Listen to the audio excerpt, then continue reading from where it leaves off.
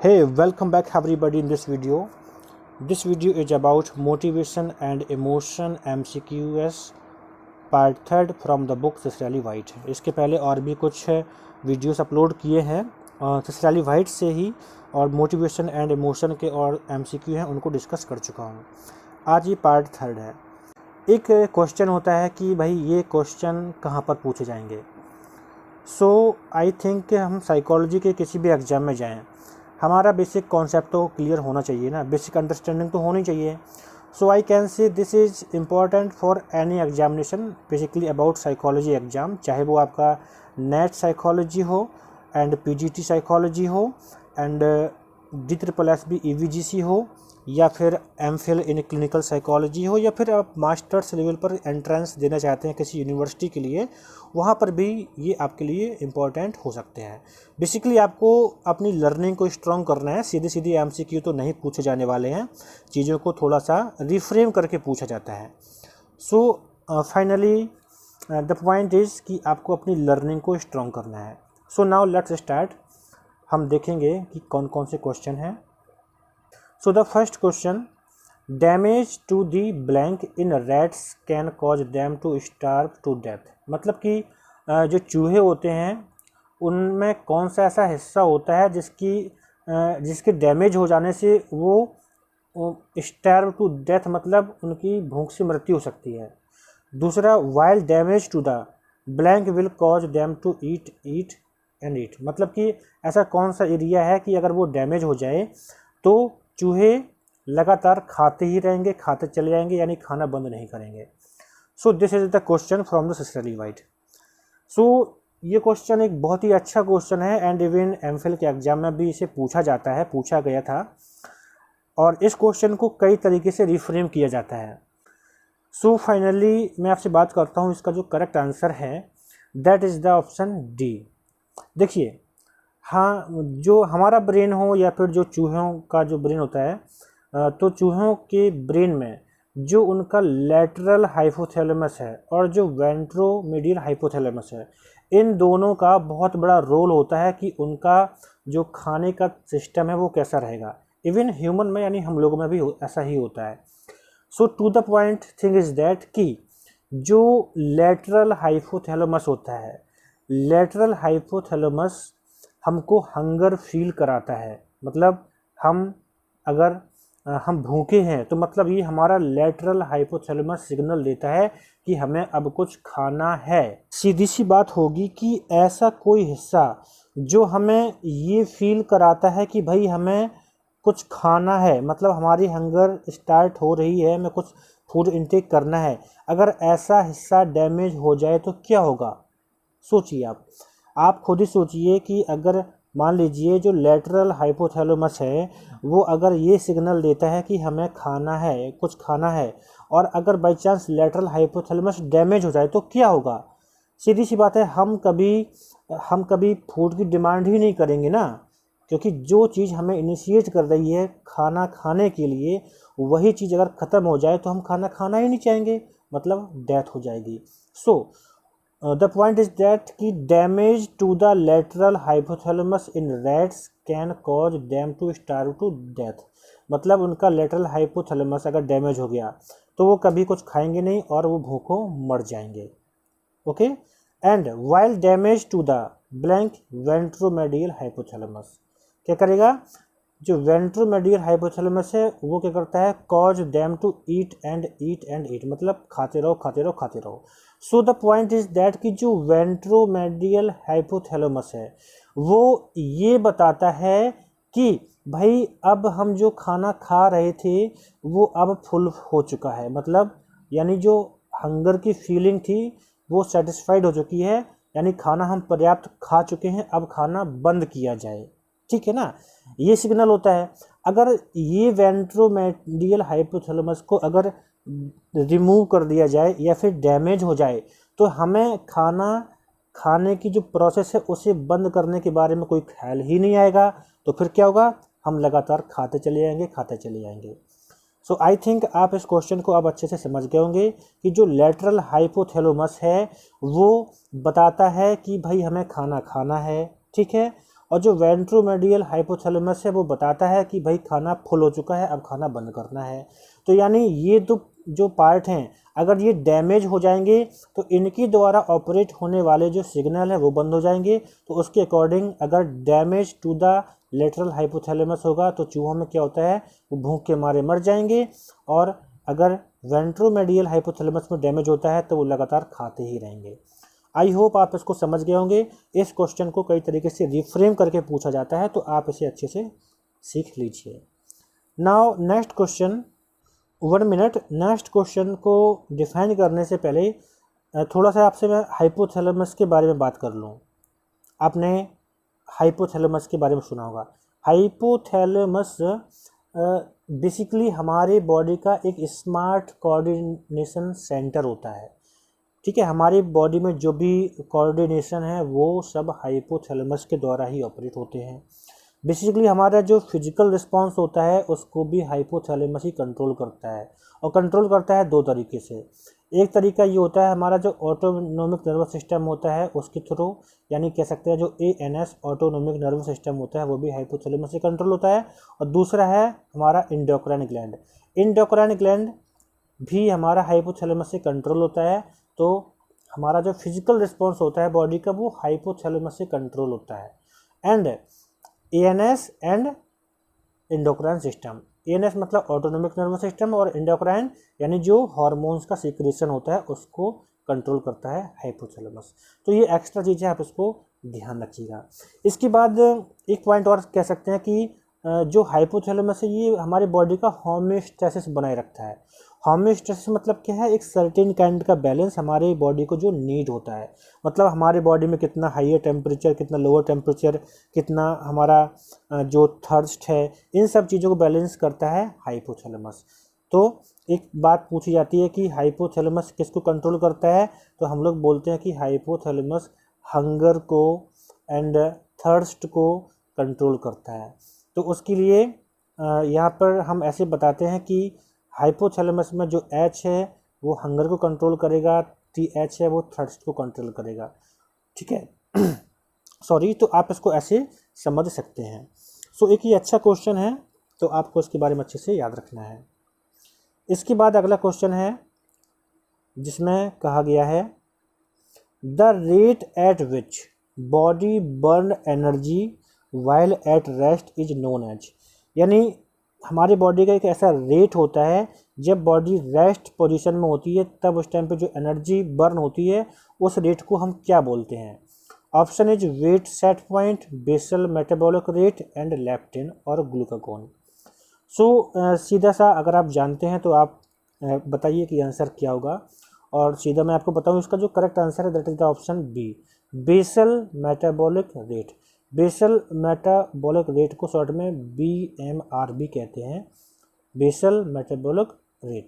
Basically हमें ये ध्यान रखना है कि जो बेसल मेटाबॉलिक रेट होती है ये क्या है कि जब हमारी बॉडी रेस्ट पोजीशन में होती है तो उस टाइम पे जो एनर्जी बर्न होती है, जो रेट होती है उसके हम बेसल मेटाबॉलिक रेट कहते हैं। ये अच्छे से ध्यान रखना है। तो इसका जो करेक्ट आंसर है सीधा सीधा डेफिनेशन बेस्ड है, तो आपका यहाँ पे बी ऑप्शन सही हो गया। थोड़ा सा जान लेते हैं कि वेट सेट पॉइंट क्या है। वेट सेट पॉइंट क्या है हमें ये समझना है। देखिए सीधी सी बात है कि हमारी बॉडी पर्टिकुलर किस तरीके से या पर्टिकुलर किस लेवल के वेट को मेंटेन करती है वो हमारा होता है वेट सेट पॉइंट। हर किसी इंडिविजुअल पर्सन की बॉडी अलग अलग तरीके से एक अपने वेट को मेंटेन करती है, तो उसको वेट सेट पॉइंट कहा जाता है। ठीक है, तो आप इसे ध्यान रखिए, ये होता है वेट सेट पॉइंट। और इसके बाद यहाँ पे एक ऑप्शन और है आपका लेप्टिन, इसके बारे में जान लीजिए। लेप्टिन बेसिकली एक हार्मोन होता है, और ये जो लेप्टिन हार्मोन है ये हमारी हंगर को प्रिवेंट करता है, मतलब हम ये जो भूख फील करते हैं ना, हंगर फील करते हैं, इसको ये रोकता है। रोकता है कहने के मतलब जैसे हम खाना खाते ना, एक टाइम के बाद हम ये फील करते हैं कि यार अब ठीक है, अब खाना अब नहीं खाना है, 1-2 घंटे के लिए फुर्सत हो जाते हैं, 2-4 घंटे के लिए, है ना। सो हंगर को रोकने वाला जो हार्मोन है दैट इज लेप्टिन। बेसिकली ये इसलिए होता है कि हमारी बॉडी को नीड नहीं है एनर्जी की, तो ये बेसिकली हमारे हंगर को कंट्रोल करता है। अगर ये हार्मोन काम नहीं करेगा तो हम हंगर फील करते रहेंगे, भले ही हमारे बॉडी को एनर्जी की नीड ना हो। तो आप इसके बारे में भी ध्यान रखिएगा कि जो लेप्टिन है it is a hormone and it prevent hunger, और क्या करता है, हमारी एनर्जी बैलेंस को रेगुलेट करता है। ठीक है, तो आप इसे याद रखिएगा। इसके बाद जो नेक्स्ट क्वेश्चन है that is if calorie intake stage the same, मतलब कोई पर्सन है जो कैलोरी इनटेक है वो सेम है, वो उतना ही रहता है as the basal metabolic rate decrease, और क्या होता है, बेसल मेटाबॉलिक रेट डिक्रीज हो जाता है। तो उसके बाद यहाँ पे बताना है कि जो वेट सेट पॉइंट है वो डिक्रीज होगा, इंक्रीज होगा, स्टे द सेम, या फिर वेरी अप एंड डाउन, ये पूछा गया है। अभी मैं आपको बताया था बेसल मेटाबॉलिक रेट के बारे में, मतलब कि जब बॉडी रेस्ट पोजीशन में होती है तो कितना एनर्जी बर्न करती है, जो रेट होती है वो होता है बेसल मेटाबॉलिक रेट। अब इसने कहा है कि if calorie intake stage the same, यानी कोई पर्सन जो कैलोरी लेता है वो तो उतना ही लेता रहता है, और क्या होता है उसका जो बेसल मेटाबॉलिक रेट है वो कम हो जाता है। तो वेट सेट पॉइंट है वो बढ़ेगा घटेगा या उतना ही रहेगा या कम ज़्यादा होगा, ये बताना है। सो आप ध्यान रखिए, देखिए जैसे जो छोटे बच्चे होते हैं ना, जो एडल्ट होते हैं या फिर जो टीनेजर्स होते हैं, वो खूब मस्ती करते हैं, खाते पीते हैं, तो उस टाइम पे क्या होता है, उनका जो कैलोरी होता है वो बर्न होता रहता है ना। तो लेकिन ये चीज़ें चेंज कब होती हैं, जब हम एज में आगे बढ़ते हैं। जब आगे बढ़ते हैं तो हम पहले की तरह क्या करते हैं, खाते तो वैसे ही रहते हैं लेकिन हमारी फिजिकल एक्टिविटी कम हो जाती है। तो यानी जो बेसल मेटाबॉलिक रेट है, यानी जो रेस्ट पोजीशन में बॉडी की कैलोरी को बर्न करने की जो प्रोसेस है, जो रेट है वो कम हो जाती है। तो सीधी सी बात है, जो वेट सेट पॉइंट है वो क्या होगा, वो बढ़ेगा, है ना। आपने देखा होगा कि मतलब लोग जब 25 साल 30 साल के हो जाते हैं तो क्या होता है, वो आराम से घर में लेटे रहते हैं, जॉब में बिजी हो जाते हैं, उतना ज़्यादा एक्टिव नहीं होते जितने कि टीन एज की एज में होते हैं। तो उस टाइम पे उनका जो वेट सेट पॉइंट होता है वो बेसिकली बढ़ने लगता है, बढ़ जाता है।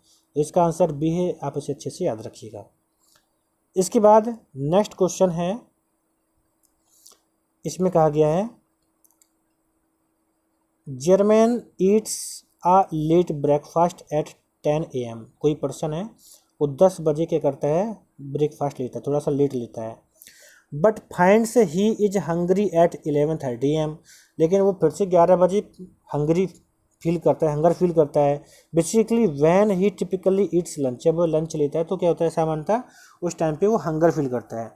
What best explain his hunger pain only 90 minute after eating breakfast, मतलब आपको यहाँ पे 4 चीज़ें बताई गई हैं, बताना है कि इनमें से कौन सा ऐसा है जो कि ये डिस्क्राइब करेगा कि भैया ब्रेकफास्ट करने के 90 मिनट के बाद ही वो फिर से हंगर फील करता है। तो यहाँ पे देखिए हेरिडिटी, सोशल प्रेशर, सेल्फ एक्सुलेशन, ये कहीं से आंसर नहीं बनते हैं, ये बेसिकली आपका क्लासिकल कंडीशनिंग यहाँ पे आंसर सही होगा। देखिए मैं पहले भी कई बार पढ़ा चुका हूँ, जो क्लासिकल कंडीशनिंग होती है ये कंडीशनिंग अनकॉन्शियस बेस पर होती है, मतलब इंसान जो करता है उसके बारे में उसे ज़्यादा अवेयरनेस नहीं होती कि मैं ऐसा क्यों कर रहा हूँ। तो हो सकता है कि उसका जो पहले से लंच करने का जो टाइम था उसके बेस पे वो क्या करता है, फिर से हंगर फील करता है। जैसे कई बार होता है ना कि आप जैसे मान लीजिए पहले आप हॉस्टल में रहते थे तो आप 11 बजे तक अगर खाने जाते थे तो एक पर डे का रूटीन था, है ना। तो वो कंडीशनिंग हो जाती है कि भाई इतने बज जाते हैं तो हमको भूख लगी आती है, कंडीशनिंग भी होती है। लेकिन आप हॉस्टल से घर पे लौट के आते हैं, आपने 10 बजे ब्रेकफास्ट कर लिया, लेकिन 11 बजे फिर से आप मतलब फील कर रहे हो कि मुझे कुछ खाना है ना। सो पॉइंट इज़ दैट कि क्लासिकल कंडीशनिंग भी हंगर में रोल प्ले करती है कि इंसान को भूख नहीं लगी होती है फिर भी इंसान खाना खाता है। जैसे कि आप मार्केट में आप जाते हैं तो निश्चित ही आप उन चीज़ों को खा के आते हैं जिनकी आपको कोई नीड नहीं होती है, या फिर आप हंगर फील नहीं करते हैं फिर भी खा के आते हैं। क्यों? क्योंकि मार्केट में जो एडवर्टाइजिंग के तरीके हैं, चीज़ों को जिस तरह से प्रेजेंट किया जाता है तो वो आपके ब्रेन में क्लासिकल कंडीशनिंग हो जाती है और आप बिना चाहते हुए भी खा के आते हैं। तो ये जो क्वेश्चन था उसके बेस पे आपका आंसर यहाँ पे सी बनेगा, सो सी इज करेक्ट।